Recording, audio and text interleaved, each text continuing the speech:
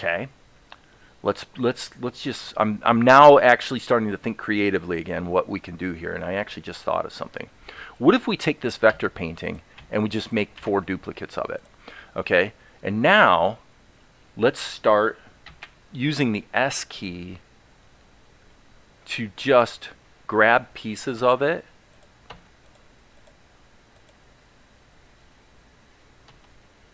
Okay, that's the sky, so I'm going to hit undo. Okay, so for this one, actually, grabbing the sky isn't such a bad idea. Okay, there's the grass, so let's get rid of the grass. The sky we want to leave. So this is tricky, but if you use the selection tool like this, happily it will not select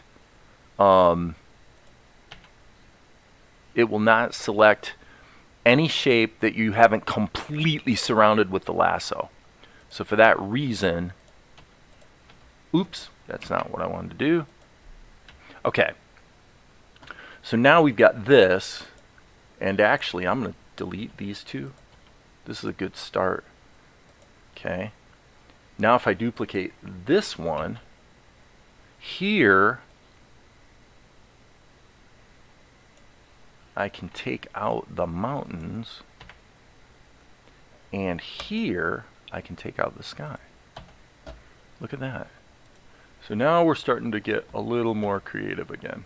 Actually, you know what? As long as we're doing it, why don't we insert a new drawing, and here let's select all the clouds, because guess what? If I do this smart, okay, I'm starting to actually get my brains back again here, folks. I may not be quitting. Okay, so now if we grab these clouds, what we can do is hit the X key and hit the S key and paste them here. So now we have the clouds. The clouds could actually be animated. Here we've got the sky. If we hit the C key, you'll see that we can eliminate all these extra nodes that are not doing us any good, and then just stretch this down. We've got a complete sky down here. Okay. I still would like, by the way, if anybody knows anything about how to do gradients with vectors, speak up, because I really would like to apply a gradient to this sky. And I don't know if I've ever one time used gradients in OpenTunes or Tahoma, believe it or not. So for that reason, so now what I'm going to do is hit Control and just add a node. So now we've only got 4 or 5 nodes here instead of, a zillion. So that's going to be a little more efficient. Okay, so these clouds can be deleted then. Whoops, I need to hit the S key. And what I want to do is just grab the clouds. Boom, gone. Okay. Now we still have this. And this would be, well, probably the best way to go here would be to try to grab the sky. Yep. Can we grab the sky? Hello. There it is. Get rid of it. Come on. Lasso, lasso, lasso. Come on. It won't select them. Darn it. You ever have that happen where you're finally approaching the solution to your problem, and when you finally figure out what to do to solve your problem, the software starts glitching? That's one of those little universe tests I like to talk about.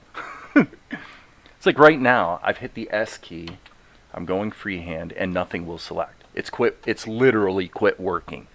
Just at the moment where I know what to do to solve my problem, it quits working. Okay. I have no clue what's going on here. So I'm going to kill Tahoma. And reopen. Well, I've said it to our friend Adyan Goswami, is that this is what will happen. It is not only what will happen, but it's necessary that it happen. This is how the universe tests us. Okay, I can do that. Okay, cool. Now, if I go here and I smack that into a subscene. Now we can go into the subscene, and we've got this level, this level. Interesting stuff. So by having this broke up into different levels, you have the ability as well to, you know, if you wanted to blur the clouds, for example, that would be easy to do with this schematic. So this is really a good example of where you do get pretty much parity between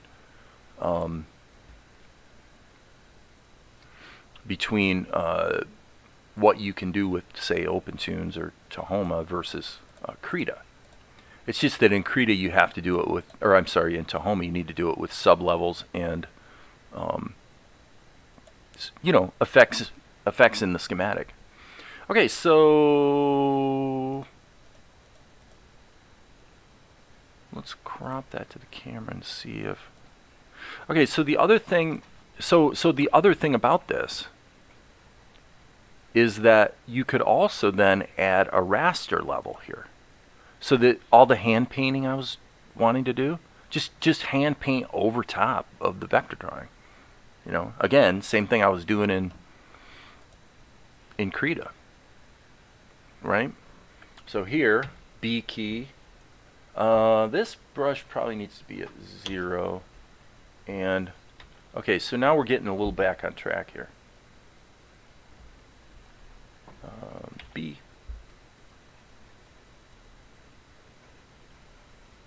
Right?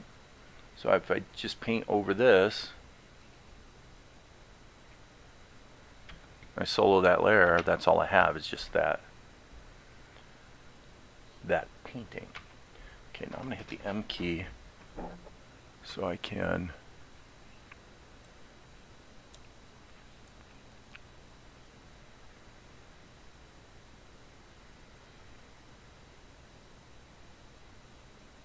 Maria, the question I have with gradients is, how do I, okay, so this is the color, and I might be looking straight at it and not seeing it. How do I tell Tahoma that I don't want this to be a solid color? I don't want it to be a vector effect. I don't want it to be a texture. I want it to be a gradient. But where is the control to tell it I don't want it to be a single color, I want it to be a gradient? Is there a panel? A gradients panel? I have absolutely no idea what to do, where to go, what to look for. Not a clue. And yet I know that there's gradients in here somewhere in the software. Help me out. What do I do? What's my next step? I have a vector color. I want to make a gradient. What do I do? Looking for an answer. It's nice because you can animate the gradient. Yeah, I remember that. I remember being able to animate gradients from back when I used to use OpenTunes. But I don't even know where to start here. So there are 2 gradient choices in the vector palette. Okay. So we go here. In the vector palette,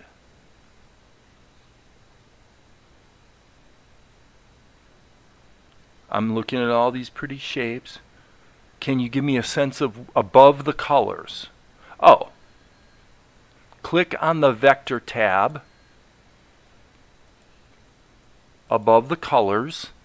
Got it. Is this a gradient? Shade. In the top section. Okay, I need a little more detail. Okay, so I just did what you said if I take you literally. I click the vector tab above the colors. But you're saying now in the top section. In the top section. Okay, so you mean this group here. Okay, so that's what you're talking about. So where is the gradient? Watercolor. Is this a gradient? And then how do I edit the gradient? Is this a gradient? Okay, that's a gradient. Got it. This is a gradient right here. Yes, it's this because this has 2 colors. Right? Click in the left, in top section. Click on the leftmost box, 5th row. Boom. Got it. Okay, that's a gradient. That is a gradient. Thank you, sir. Oh my gosh. Oh, there it is. And when I mouse over them, it tells me. Okay. All right, now I know. Thank you. Is it... Do we have gradients in smart raster levels as well? So there's a radial gradient, which is kind of cool, because you know what that means? That means we can do something extremely cool. Click on each color and then choose the color from the box. So this is where you would almost want to have another color box open, so that you can actually have both of these accessible at the same time, just for selecting the colors. But that is very interesting. Guys, that really is helpful. That is super cool. Okay, and then, oops. So I'm guessing, okay, let me look at the comments here. There are 2 or 3 that you can play with. Yes, you have colors. Okay, you have colors. You meant to say gradients in smart raster levels. The one with the circle I use for the sun and moon. So that's what I'm doing. I'm basically saying, well, what if we put a little, because it is supposed to be early in the day when this scene takes place. So it's like, what the heck? So now the question would be, is there a widget, or how do you either add stops, which I assume you can do, and if you want to spank me and say, look, Dave, you need to go look in the decks, I will accept that, because that would not be ridiculous. Okay, so I understand. I'm really pushing you guys here. So my question is, okay, so there, that just showed me that if I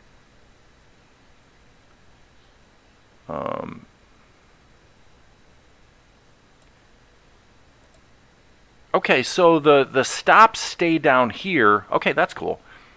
So now the question, of course, is, in the settings for the one with the circle, you can adjust X and Y and softness. Click on the settings tab and you can move the center point in the grid. That's what I was asking. Click on the setting. Right here. Okay. You guys, this is something I might wind up using a little more often. Look at that. And that's animatable too, isn't it? I think, well, I don't see a little widget, so I guess it's probably not animatable. Radius. Oh, look at that. I like it. Guys. Smoothness. Got it. Well, again, a great example of where, frankly, the capability here in Tahoma is quite arguably just as cool as what you can do with Krita, because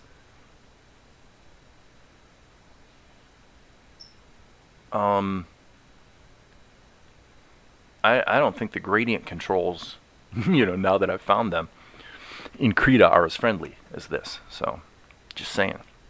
Okay, so now an interesting thing about this that I would say to anyone else who's going to try it as a note of caution is, once you've dialed in your color here, don't you dare click one of these, because if you do, you're going to reset it to the defaults. And Darren, you can't animate them, unfortunately. Well, that's okay though. I mean, because you could certainly, technically you can, but the way you would animate them is with translation. Okay, so in other words, and I'm just showing this just to show people that where there's a will, there's a way, and the way would be to say, well, I've got a vector shape and I want to animate that the sun's coming up. Well, I just animate I just animate the level, right? So technically, there's a case to be made that you can animate a gradient. So there you go. Interesting. All right, let's get back to the task at hand. Now that with your guys' help, thank you so much, you guys. I really, really appreciate this. Because, you know what? This is the quest I'm on. And it's what makes the process, that was becoming very much not fun, kind of makes it fun again. Is part of it's is certainly the community aspect, but it's also, what we're all trying to do is develop enough craft in our work or what we do so that it's fun to do. So that what we want to get to creatively is that when I go to approach a creative problem, I want the question to be less, how do I accomplish this? Because I don't know the tools well enough, let's say, right? We want to graduate from being at a level of not knowing how to do things to a level of saying, well, I have mastery of my tools, and now it's just a question of creativity. It's a question of what I want to do, right? That's really what we're all trying to achieve, I think. And so this kind of stuff helps a lot, and I'm glad I didn't bail before I had a chance to ask you guys about this, because once it's just crazy, isn't it? Once I allowed my brain to start thinking creatively, I'm looking at the vector level and I'm going, wait a second here. Wait a second. If I just break this up into 4 levels right now, that whole process is only going to take a couple minutes, which it did. It only took a couple minutes. So I go from this like manic depressive bipolar whack job who's really frustrated and ready to quit for the day to now I'm sort of, waxing effusive about how wonderful this is, right? I think I'm normal in this regard. I think as far as creative people go, I think this is kind of the sort of crap we all deal with. And it's because of it's exactly because of what I was saying the other day to Adhyang Goswami, is that as unpleasant as it is, these challenges we run into, and for some of you guys, maybe the challenge has more to do with maybe your ability to draw or something else, right? We've all got different ones. And when I say that the universe gives you this stuff and it's actually a gift, I do believe that. Even though, of course, I sometimes get, you get frustrated. It's like, oh, screw this. I quit.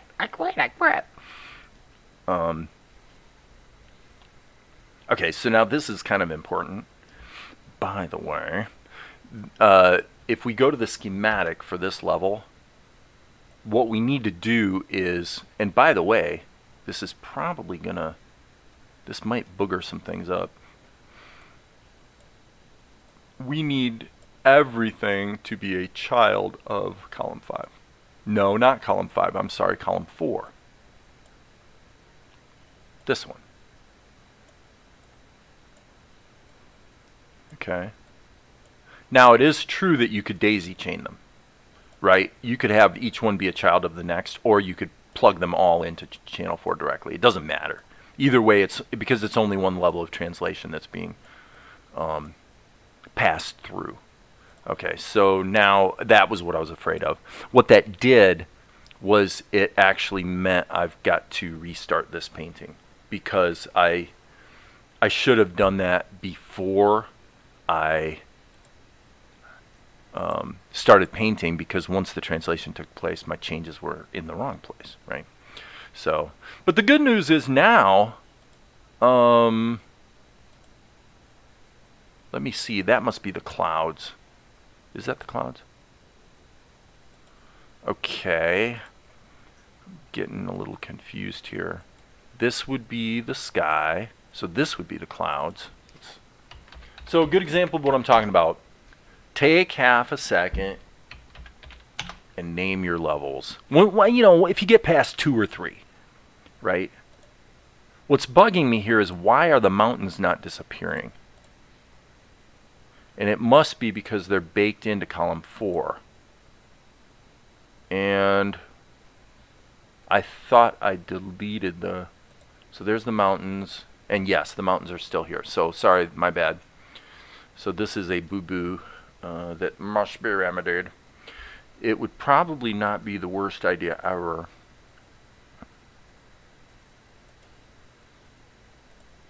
It doesn't matter. Doesn't matter. Let's get rid of the mountains. Get rid of the shadows. Just get rid of this stuff. This is where actually having vectors is quite nice, because you can get rid of them on an object by object basis, as opposed to having to trying to paint through there. Okay, so now that should have solved it. Okay, now If I turn this back on, there we go. Okay. Okay, so why is this actually super cool? Well, one reason it's super cool is because here, now I've got the ability, if I hit the G key and sample that color, okay, so this is the color we've got. Now if I want to, I could actually do the same thing over here where we use, but this would be a linear gradient. Okay, so here we would want a little darker shade like this. And I expect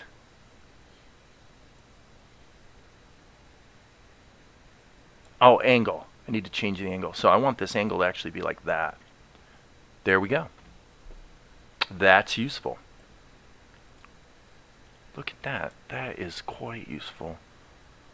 Yeah, I'm going to probably be using this more often. Oops, I probably needed 270, I expect. No, I actually need, wait. 180 is the max, so what did I want here? Oh. 100. Wait. I thought I changed it to 90.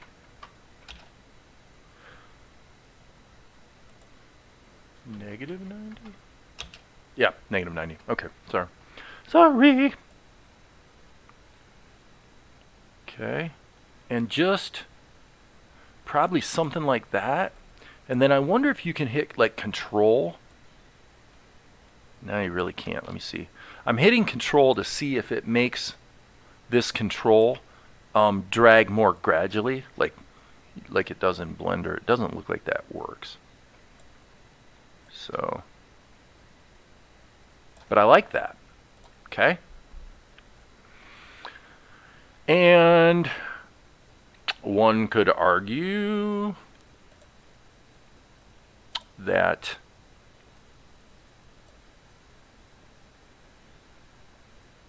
wow, that is actually super cool.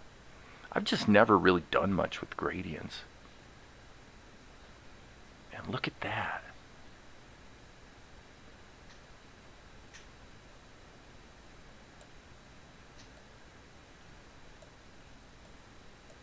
It's almost like baking a mist right into it. Okay. So the thing about it was that, let me see, if I turn the saturation down, I'm thinking these mountains, why are they green? That's the problem. Green mountains are stupid. You don't want green mountains. There we go. Purple mountains.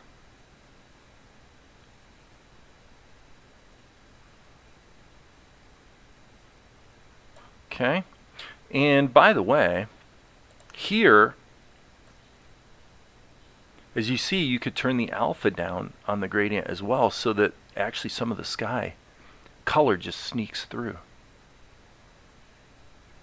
And now in this case, I will say that column 3, upon render, and I do see a little bit of a hiccup here that I probably want to address, but what we can do is go into the effects and say, well, this is way the heck off in the distance. Let's take column 3 and give it a blur.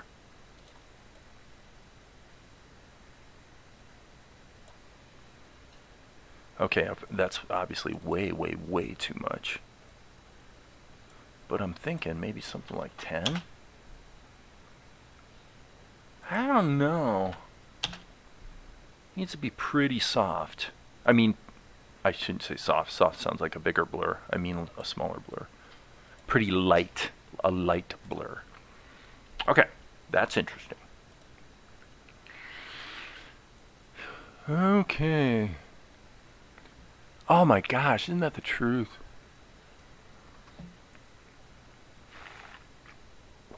Sometimes you have to hit your head against the wall to reset your brain. Okay, so now the question is, what are we going to punch up with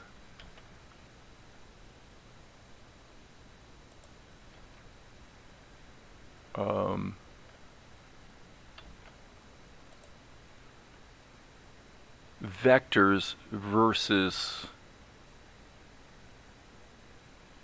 punch up with painting over the top. This level here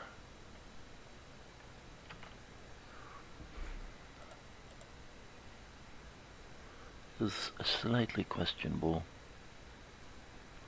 The bridge is still baked to the grass.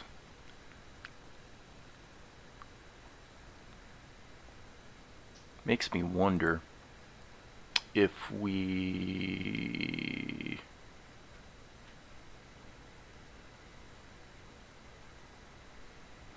Where the heck's the craw file?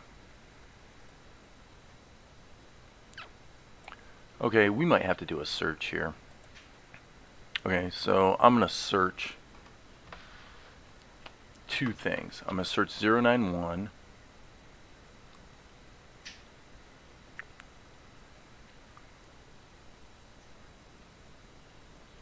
And if that doesn't work, I'm going to search minus 091. There it is. I think that's it. Let's see. Yep, that's it. Okay. Now what we'll do is we'll game the system. We'll come back to these mountain or these castles or whatever in the background. They may wind up being a thing or not. But what we're going to do now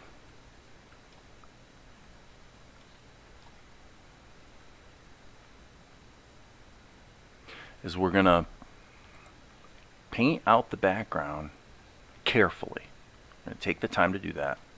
And then cut and paste this into Tahoma, which will cause it to become... it'll get saved in the extras folder, and we don't have to worry about overwriting it and all the other things we bumped into before. So I'm hitting GE. Boom. So we're just going to clean this sucker up.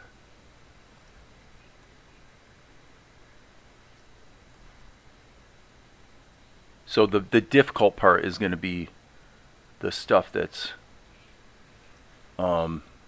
all these interiors are going to have to be, well, we could try it both ways actually. Okay, so I'm going to hit Control A and Control C and jump back over to Tahoma, and let's just paste this in over top here and see what we get.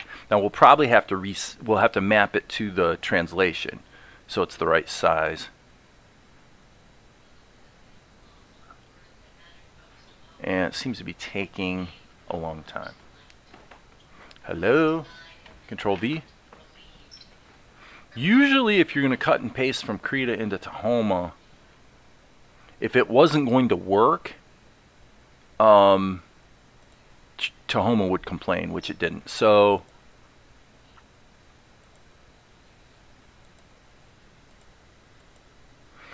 okay, so and I want to note something for you guys. When you turn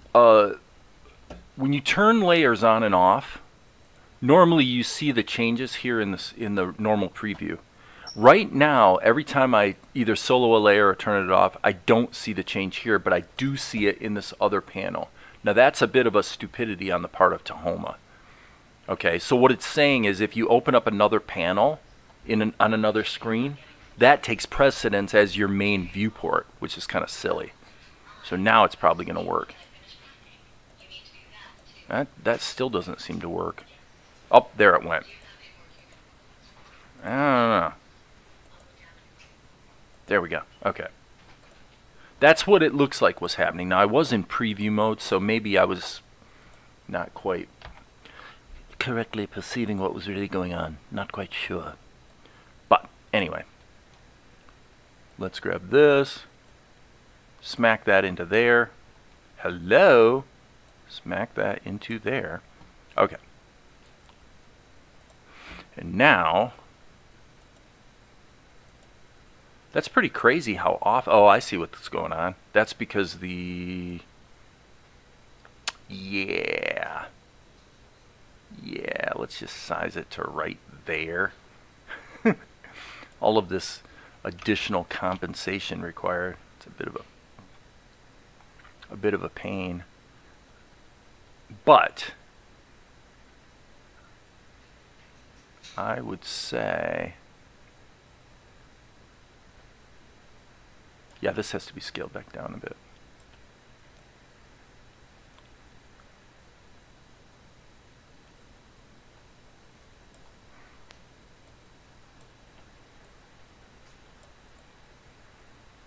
So that's what we're after. And what we're going to have to do is paste into, we're going to have to fix it up in Krita and then just paste into this drawing is what we're going to have to do. So I see what the problem is. The reason things got out of whack is because Krita always, when you cut and paste from Krita into Tahoma,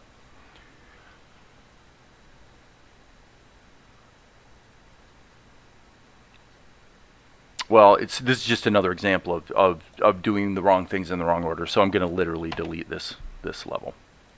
Here's why. When you cut and paste from Krita, it is going to effectively crop to pixels that actually matter. So all these pixels up here are transparent, so they don't matter. So what actually gets cut and pasted is this. Okay? Well, that's not what we want. And the solution is this little kludge, which is you put a little bit of pixel activity in the corners. That's it. Now, if I paste it in, and I should say, I probably should go like this, but just delete the animation keyframe. And so what I'm going to do is grab this painting, erase everything, like so. And then I'm going to hit the S key and it'll go Control V. So now you can see everything's where it's supposed to be. And we don't have to, we do actually have to resize it a little bit, but basically we're in a lot better shape. Okay, so we'll leave that as it is for now because it really needs to be cleaned up properly over here in Krita before we go any further. So, right. So, which brush am I using? Let's use this tight brush. And we're hitting the G key and E so that we can basically just chisel away at this thing. And I mean that quite literally. Now, let me think about this.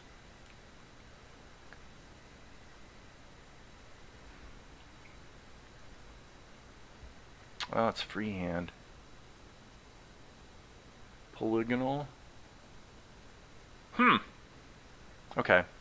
Let's use the Bezier tool because I'm comfortable with the Bezier tool. So it's in erase mode, so that means we can go like this.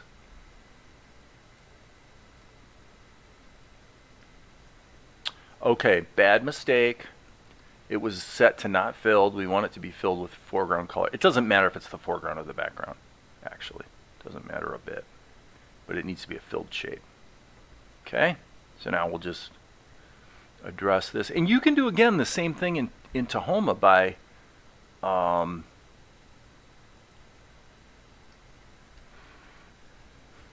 gosh, I'm pretty sure you could use the, if you use the selection tool, yeah, in Polyline mode. So that would be boom, boom, oh wait. Okay, it switched it back to freehand. Hello? So Polyline, so it'd be boom, boom, boom, boom, boom. Hello? Okay, and do I need to hit escape? How do I get it to understand that I want it to stop selecting now? Okay. Well, that's one more problem than I care to solve at the moment. That's insane. Can you imagine a click, click, click selection tool? Enter doesn't end it. Escape doesn't end it. Right mouse click pops up a menu. So I have no idea right now, not a clue, how to actually tell Tahoma to please stop creating polylines. That is insane. Freehand works. Polyline, click, click, click, click. And if I try to click on the starting point, that doesn't do any good either. Okay, if anybody's there, Darren, you know, if anybody has a clue, because this looks to me like this is one of those things that sends me into a rant where I go, okay, it's clear that the developers have put a feature in the software that they never finished or they didn't really think through very well. And actually, there's like not anyone on the entire planet that actually uses the feature. And so for that reason, it's never been, so the obvious problems were never recognized or addressed. That's the way I read that situation. And now we've got just as stupid a situation here. Well, in that, click, click, click, click. Okay, yeah. So only your first click, only your very first click gives you any sort of indication of where you clicked. So that's, for me, that's one of those things I just need to get over it, because it's a little annoying, because it's hard to see. It's like I can't see, did I click there or did I not click there? Not really sure. But yeah, but Maria's right. The Bezier tool is definitely quite cool. But frankly, especially if you don't consider yourself like that great at drawing, the Bezier tool is a really good way to do inking, actually. It's really precise. The main thing you want to remember is that, like, let's say you're using an ink pen brush that's 4 pixels for inking. When you use the Bezier tool, you'll probably want to switch it to like 3 pixels, like 1 or 2 pixels smaller, because you don't get pressure happening. So you don't get that line variation that you normally get from pressure. At least that's what I've found. So you generally want the Bezier tool to be a skosh smaller. Do do do do do do do do do do do do do. But that thing with the selection tool, a double click? Why would you want to have a double click? Who's gonna double click? Okay, let's find out. So a polyline, all right, and it's still in polyline mode. All right, so I go double click. Okay, all right, so there it is. So I hit the S key again. All right, and to be able to stop that, it's a double click. So I go click, click, click, click, and then just somewhere a double click. Looks about right. Click, click, click, double click. Let's see if that connects directly between the two nodes. It did. Okay, so the double click is actually useful. And the reason it's useful is that it frees you from having to reconnect with your initial node. So if I hit enter delete, okay, that didn't work. Double click, delete. Pretty useful, not bad. I'm going to keep rocking over here in Krita, frankly, but and I'm going to actually switch to the freehand path tool here so I can just sketch it out.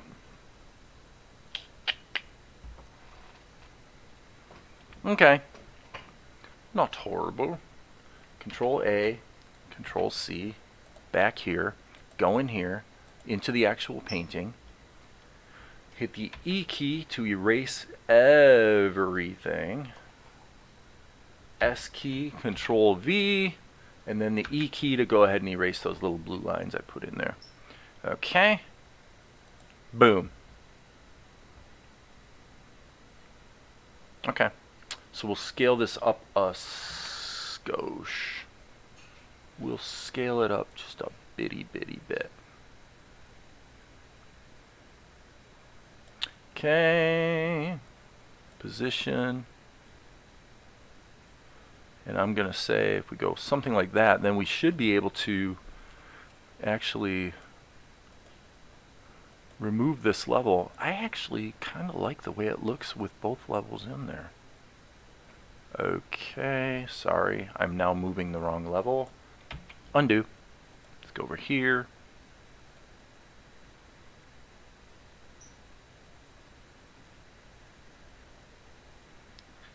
It's like the noise of the two combined actually gives it almost like a wood texture, which is kind of exactly what you'd want. So I'm gonna roll with it. What the heck? I just don't care. Okay, so I think. Okay, that it falls apart on close up. However, let's see what we have here. So that works. So yeah, it's a little unfortunate, but if that means what I wanted to do, I can't really do. So let's turn this off. Yep, we're gonna have to get rid of this. We can't get rid of this column because it's the source of our translation. So we'll just turn it off. So we need to turn it off in the render as well. Okay. So now what we have to do is zoom in and see what's still muckied up. Okay. Now this might bite us. This is where, let's see what we get here. But what we might get is weirdness in the alpha around the edge between what's transparent and what's not. It looks like it's going to probably be okay. But I am prepared for bad news, perhaps. Wait.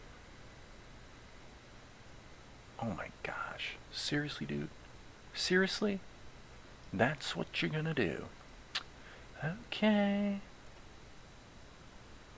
I can't believe I just did that. This is one of those creepy days. This is like a creepy day. It's a creepy day because it's a day where I have made so many mistakes that it's just bordering on creepy. Seriously. Okay, so now what I'm wondering is if these raster level lines are not here, so not only, you know, on top of all of the above, I also was painting on the wrong layer, which is again one of those amateurish mistakes that's like so bad you go, really? Seriously, dude, that's what you're gonna do? You actually did the old painting on the wrong level thing? And is that because this is actually, this is not a vector level, this is the correct brush. Why is the brush, okay, so B key, I was not using a brush, so yet another mistake. That might be Tahoma's fault. Tahoma is notorious for not catching hotkeys. If Darren's out there, he probably isn't, but right, use the eraser in polyline mode. Yes, absolutely, of course. Good point. Tahoma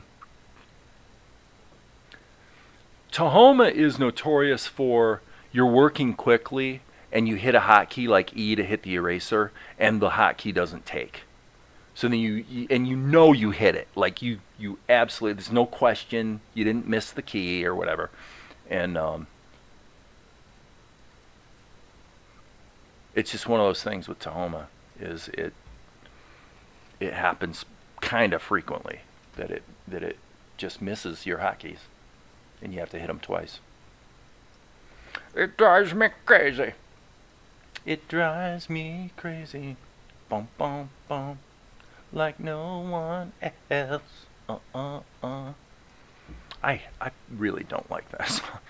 I remember I was in high school when that song was on the radio and did not like it at all. I didn't like any of that music. Any of that like synth poppy. Everything that was popular in 1983 I didn't like. I don't get the hotkey problem that you get, but I do get sticky control key with it, which is really annoying.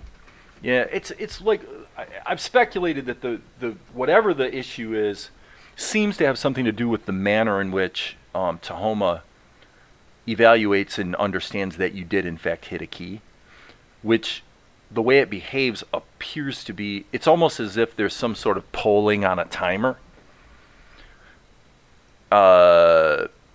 So if you're really fast, you might actually move quicker than what the timer can keep up with. As opposed to what you'd normally expect is if you hit a hotkey,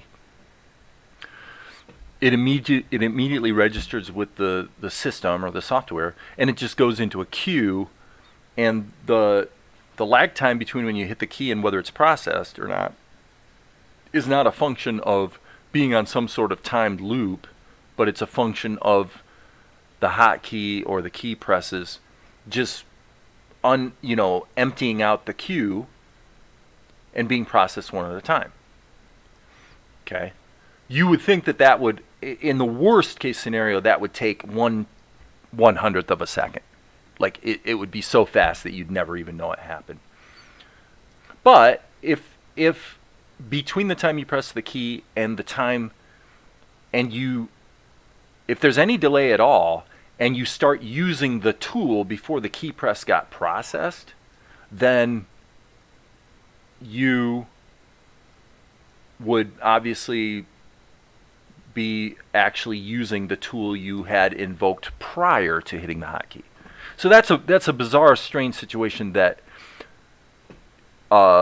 basically should be impossible. Like, you should never have a condition where it's even possible to hit a hotkey and have the tool not be invoked.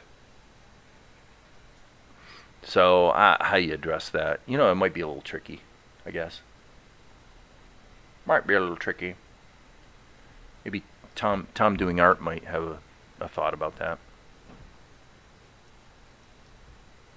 Being that he's done a little bit of development related stuff.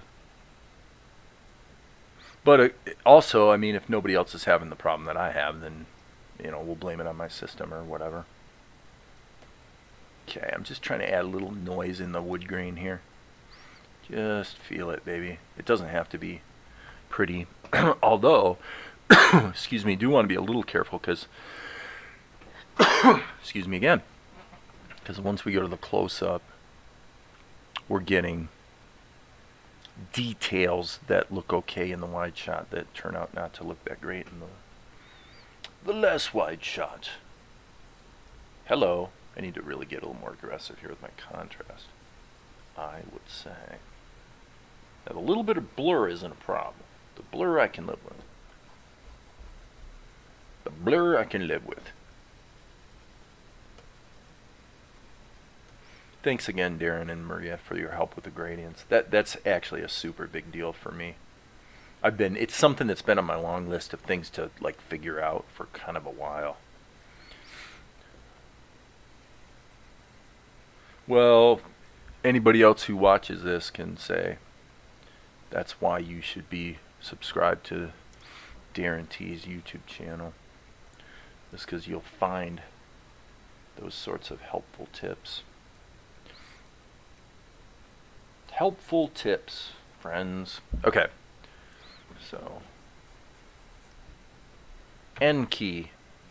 Okay, that's a little bold on the shadows for sure, but actually in close-up they look really good. So I'm going to say, let's actually embolden them a bit here as well. I think I am going to wrap up soon. Gosh, I've been going for 3 hours, but I wasted 2 of them. So for you guys that have hung in there, I appreciate it because it's like, my gosh, how... It's just really uncanny how many dumb mistakes I've made today. So what's the salient point, Dave? What's the takeaway? What's the lesson here? The lesson is kind of what I'm experiencing now, which is it's okay to make a bunch of mistakes. It isn't a matter of whether you recover from them, because you will probably recover from them. Even if you get pissed and quit, if you're like me, it'll egg at you and you will come back an hour later or whatever and you'll try again and you'll just keep trying again until you figure it out, right? That's just what we do.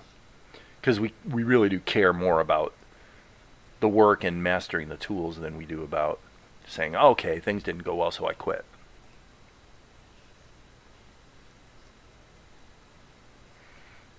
But the takeaway is that if you can get through the challenges, the question is, are you enjoying the work when you're not dealing with either mistakes or ignorance.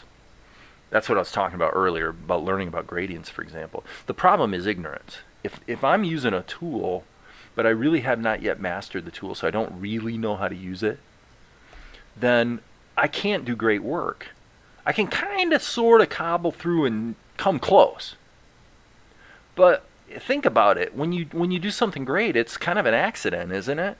Because you didn't really even know how you did what you did, kind of thing. That's probably more true with animation than it is with, say, just using the software. But you get my point? We don't want our successes to be accidents.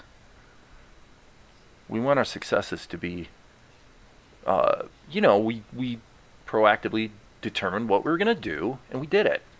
It's really what I went through actually last month doing the music on the first webisode of Salt and Light. Was extremely difficult because there's a bunch of other crap going on as well, because, as some of you guys know, my mom was not doing well and ultimately passed away through that period. But anyway, having not scored a film in several years, I was a little rattled. I mean, I really was. I was like not confident. I didn't feel confident that I was going to be able to come up with something that would work. I don't lack confidence of my ability to write. Like if you put a gun to my head and you say, Dave, you need to write a pop song right now. Like right now, in the next hour, you need to write a pop song. It needs to be a hooky, catchy, clever. When I say clever, I guess I'm referring more to lyrics. But as far as musically, it needs to be a nice, hooky, grabby song. I will guarantee you that I'll be able to do it. I've got a good ear for a hook. And if you go and you watch the movie Healed by Grace, there's 6 or 7 songs in that movie, all of which I wrote. And, they're good songs. I know a good song from a bad song, whether I wrote it or not, and I know that that's something I can do. What I'm not so great at, what rattles me a little bit, has been actually writing score to picture. That I don't feel confident with. Now, I do more now than I did a month ago. I really had to struggle to find not just the music, but the methodology in how I sort of interact emotionally with the story and reflect and amplify that through music. I don't consider myself great at that. But with every movie I've done, once I find the theme or whatever that seems to feel right, then, and I get on a roll, then it becomes pretty easy. So I expect the rest of Salt and Light to be a piece of cake. Like I know what I'm going to do now. I know how I'm going to do it. I know what the dramatic themes are versus the comedic themes, yada, yada, yada, yada, yada. But boy, man, finding the musical DNA was a bitch. It was tough. I did a few experiments that were just awful. Like if you'd listen to them, you go, okay, this, Dave, that's like totally cheeseball. Like that's really, it's like overacting. Maria, if you're still here, you'll understand what I mean by that. But someone who's overacting, and instead of really catching an authentic portrayal of the character or whatever.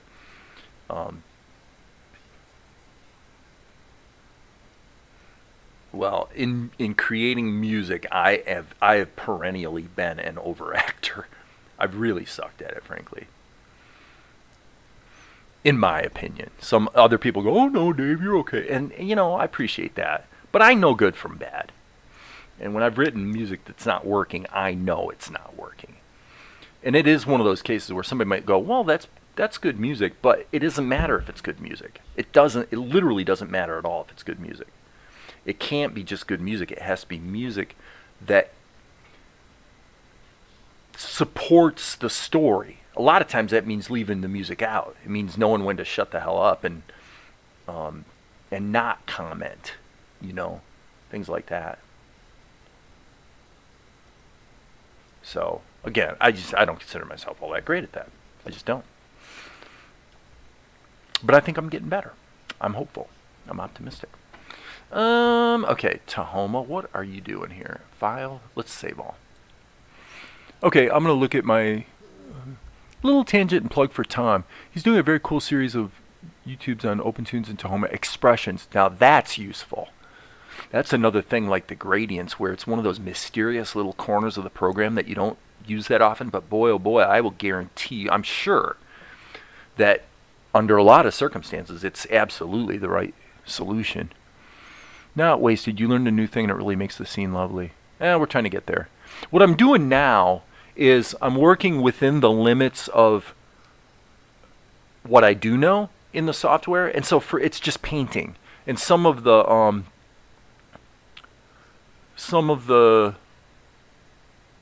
little steps I take here just in painting are successful and some are not. But it doesn't get me down because it isn't a question of struggling with the tool.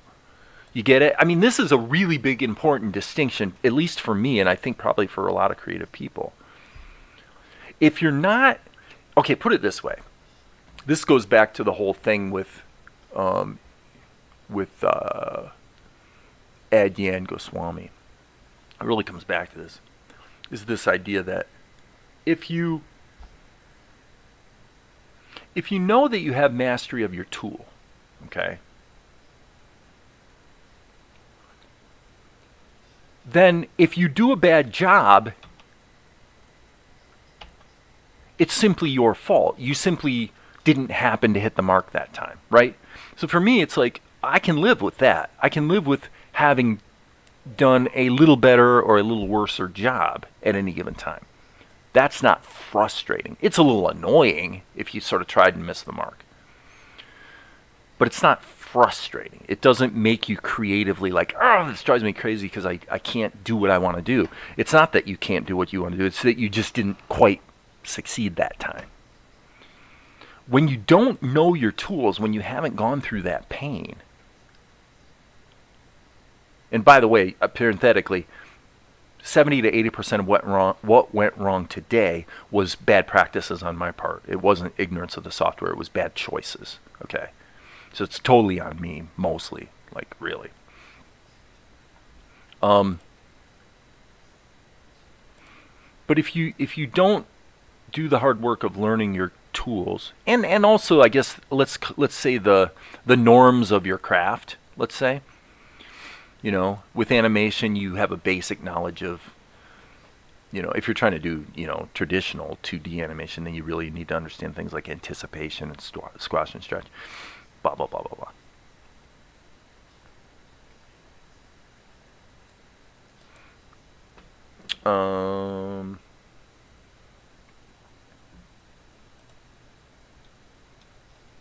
So that's, for me, that's kind of how it rolls, is if I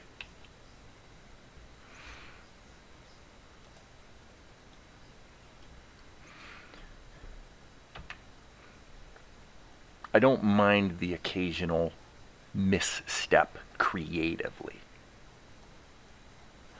But fighting with the tools where I can't move forward because I just don't know what to do drives me up the wall. That drives me nuts. Because you're sitting, because the emotion of it is, I know what to do. I know what I need to do and I can't do it. That's a big different thing compared to, I thought I knew what to do and it turned out I was wrong. You see the difference? I don't mind being wrong. I make lots of mistakes. Being wrong isn't a problem. It doesn't drive me nuts. It's a little annoying, as I say, but it doesn't drive me nuts. But knowing what to do, but not how to do it so that you're stopped in your tracks creatively, oh my gosh. That's why Adyan Goswami has to take the time to learn at least one piece of software. Because then maybe, just maybe, he's going to be able to start, just like the rest of us, he's going to be able to start at least taking what's in his mind and getting it out somehow. Isn't that really what we're all trying to do here? Maybe others see it differently than me. I don't know. I find I have a big heart for the plight of especially the person who actually is pretty talented, but either lacks craft because they haven't done that hard work of sort of getting through the rough spots of getting their tools down so that they can then be creative in an unencumbered way. I have a lot of compassion for that person, and I also have a lot of compassion for the person who just struggles on the emotional side. They look at what they want to do creatively or whatever, and in problems of, it goes. Let's just put it this way, because I don't really want to go down this road today. But let's just say there are things that people struggle with that typically do go back to like their childhood and stuff. And there's quite a few of them that inform, how we roll in terms of ego, how we roll in terms of what discourages us, yada yada yada yada yada. And I think that the things that people struggle with that prevent them from being able to just have the freedom and the joy of just doing what they want to do. Because, if you think about doing what you want to do creatively, the bottom line question is this. Does it turn out that, yes, you have something to contribute that's cool and unique and special or whatever? Or does it turn out you were just kind of deceived and, you thought you did, but you really, actually, you kind of suck and, I'm kind of optimistic about the human condition. I believe that most people, if they were emotionally unencumbered and if they were technically or logistically unencumbered, that's the tool stuff. That's doing the hard work of learning your tools. If you do the hard work of learning your tools so that you're technically unencumbered and you don't have a lot of hang-ups so that you're emotionally unencumbered, so you're basically liberated to say, okay, now go do your best, right? Now at least you can do what you can do, and maybe people will grab it, maybe it'll be successful, maybe not. It's impossible to say, and very difficult to predict. But at least you had the chance to try, right? So that's what we're after. Okay, so Darren's back. Hey, buddy. That's exactly how I see it. Learn the tools, then you can quickly grab the right tool, the job you had in mind. And by the way, or anybody else that watches this video, I gotta say, if you want to learn the tool, and the tool is OpenTunes, then you need to subscribe to Darren's channel, because he's the guy who has done a better job than anyone else on the planet of providing good instruction to help people get up and running with OpenTunes or Tahoma. If your only tool is a hammer, then every problem is a nail, including the screws. Exactly true. Now, there's a balance to that, and the balance is that you can learn. This is why I've actually thought about doing, in response to the guy whose channel I recommended today, and I don't know if he will come around, but I'm just looking real quick. The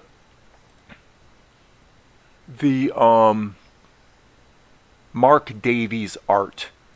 So I recommended Mark Davies art. And he's from your neck of the woods, by the way, Darren. He's in the UK. And I had a brain fart and I forgot what I was going to say, actually. I'm trying to do two things at once here. Why did I bring up Mark?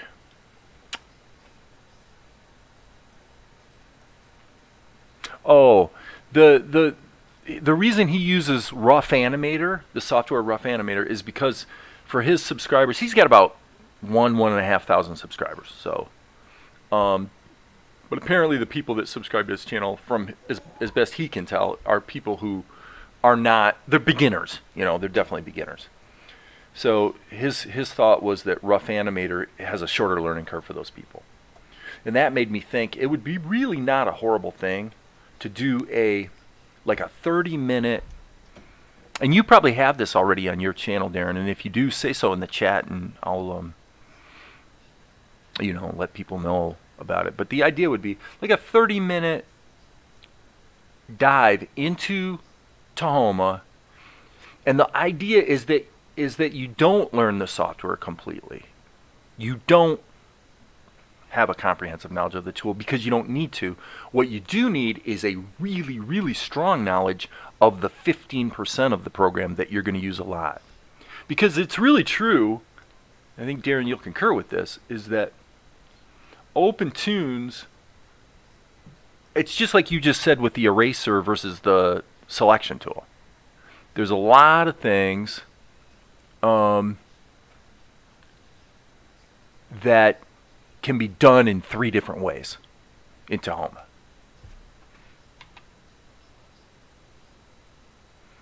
And so there's tools in Tahoma that I never touch. Like the skeleton tool, never. I use the plastic tool all the time. The skeleton tool, I have no use for it. Because if I'm going to set up a rigged hierarchy, I'm going to do it through the schematic. I'm not going to do it with a tool trying to do it interactively in the viewport. Not a good thing, not a bad thing. It's just a thing. You know, you can pick. You can choose your way of doing it. I'm thinking I might be close here, guys. I'm thinking I might be close. Let's jump up out of the... Yeah, see, we got her resized. I'm going to go ahead and render this and go over here and see how it looks in the show. Because it might be getting to be high time to call it good. I'm feeling pretty good, guys. What do you think?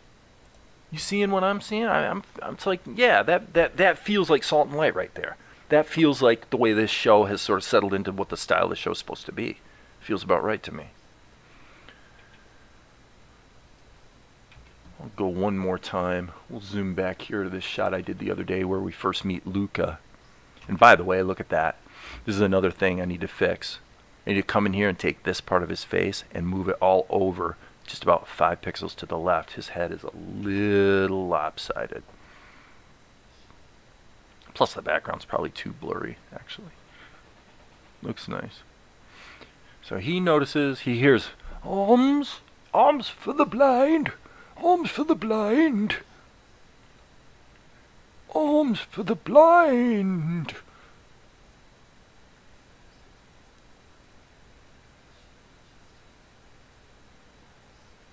Mercies for a blind man. How can I help, she says. So yeah, I like what I'm seeing. The basic problem now is, we've got to do this background, but the basic problem now is that she's off character mainly because of her headdress. If you look at this drawing here, where this fix that I did last night, where she goes from being wide-eyed to that look, that right there is, for me, basically spot on. That's Tianara. That nails her. This, not so much. And this was done a long, long time ago. So, anyway, that's that. All right, guys, I think I'm done. I'm not saying I'm not going to keep working today, because I probably am. But I probably kind of had my fill of live streaming.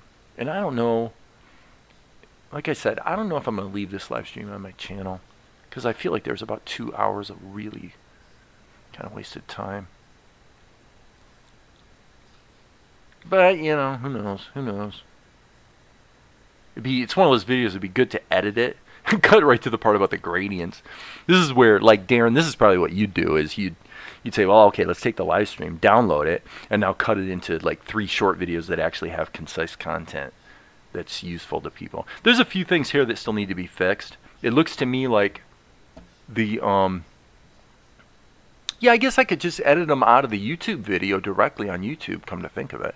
So right there at the beginning, you can see there's a sizing issue. I don't know if you guys can see this actually at the edge of the screen, but there's actually some blue pixels here because this is sized wrong. And then a little bit here on the grass that needs to be touched up. Probably this contour along here coming back in with a little bit of a foliage kind of look, and maybe some silhouette there of foliage would be good. Let's go in here and see about that right now while I'm thinking about it. So what I'm saying is, over here, let's go with, let's keep sticking with the pencil. All right, so I'm gonna go here and I'm gonna just go like this. Doesn't take long, guys. Once you kind of know what you're doing. Now, again, I might wind up doing the wrong thing. It might wind up sucking. Or I'll say, well, that didn't quite work. But at least I'm not fighting the tools. maybe, you know, you guys might be out there thinking, you know, you're kind of overemphasizing this point. like, why are you so obsessed with it? I'm obsessed with it because I myself have suffered from it so many times. Right? The mistakes I've made, the prices I've paid. Oh my goodness. All right, so now what I'm going to do is grab this color and do the opposite. Just a little bit rough, you know, just kind of smack it in there. Just kind of give it a little bit of life. That's working pretty well, actually, I think. Now this part I bombed in a big way. Let's go dark. Okay, and it looks to me like the problem, the color problem, or these pixels is actually baked into. Well, no. What it is this needs to be sized up just a tiny bit more. Let me look at. See, there it just happened, by the way. I hit the A key, and it did not select the animate tool. And I know I hit the key. Okay, so on the X, let's go to 0. Okay, so this is slightly not wide enough. So if we've got a 7...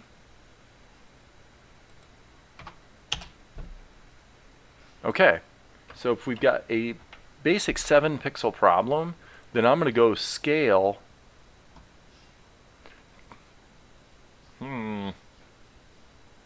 We can't do it in pixels. That's a bit of a problem, people. Alright, so here's what I'm going to do. This is at 104, so I'm just going to change this to 105 and see if that does the trick. Okay, so let's go -4. Okay, that looks like that solved it. Okay, cool. Sorry. B key. That time the hotkey took, so. Directly in YouTube without download. Yeah, exactly. I think I might do that. I just, it's a weird tug of war. On the one hand, I like the idea of just freewheeling, just going, you know what, this is the Animation Truman Show. So you get what you get, and I'm just doing the work, So there's that mentality, balanced out by the fact that when I make a bad mistake and go down a side road or struggle for, over an hour, I'm thinking, God, who in the world would ever want to watch this? I wouldn't. At least I don't think I would. Well, I know I wouldn't because I don't. Because I don't know anybody else who's willing to screw up on YouTube as much as I am. Oh, I'm being a little facetious, obviously. A little facetious. But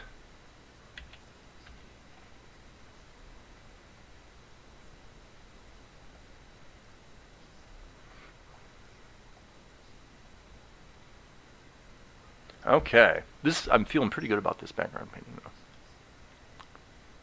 Pretty good. I feel like I want just a little bit more noisy activity here.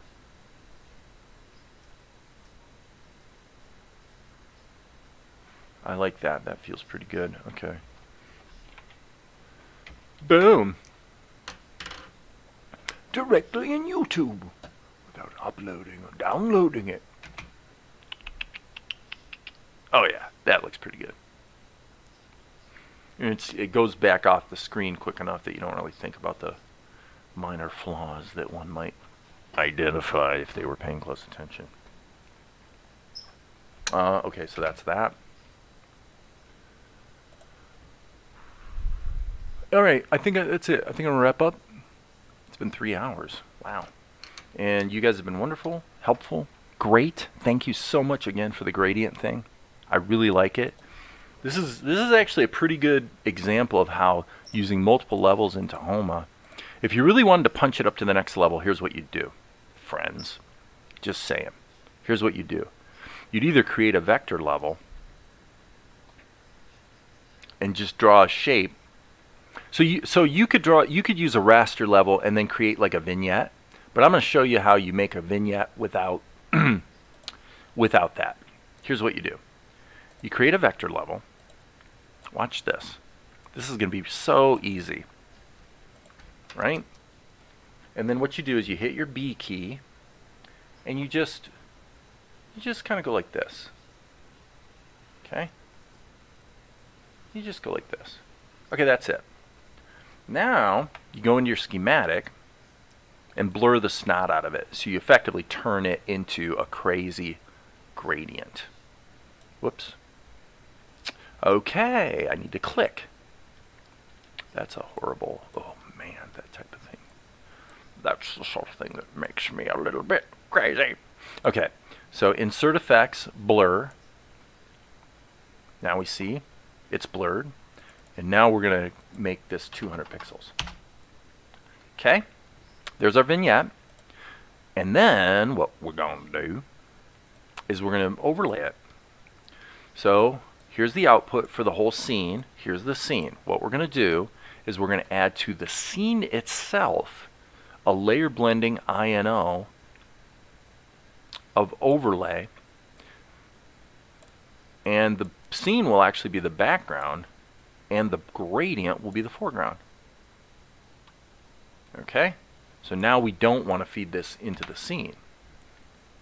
And as you can see, what that does is it gives you a very gentle pumping up of both the saturation and the well, it makes it a little darker. Now typically with an overlay, because it does pump up the saturation so much, a full-blown all the way is kind of strong. So probably you want something like that, something like halfway. Not too bad. And if you need a little bit more gradient contrast, you could pump this down maybe a little bit. There you go. That's pretty good. Now let's jump up out of here and render that baby, and I'm gonna say I'm pretty much Dunsville. Do. Up. Wait a second.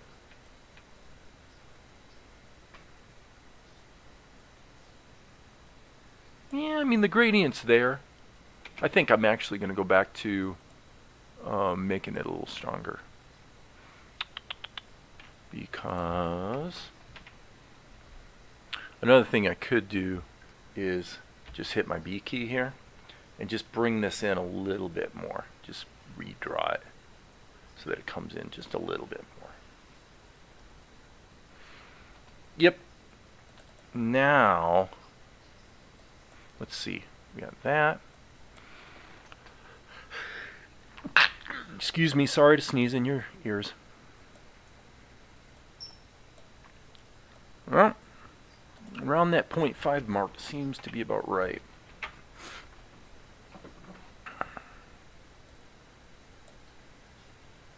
Yeah. Cool beans. So that's what it looks like if it's not being previewed in render mode. And so we go back here, and I think we're done. Cool. Yeah, it feels pretty good. Alright guys, that's it. I'm done. I quit. The upper bowls are outside the lower ones. Directly YouTube without. Yes. Yes, that's a fair point.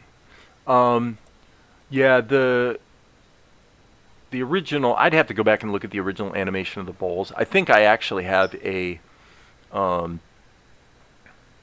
both a Tahoma and a Krita version of these bowls. So yeah, that's something that does need to be addressed.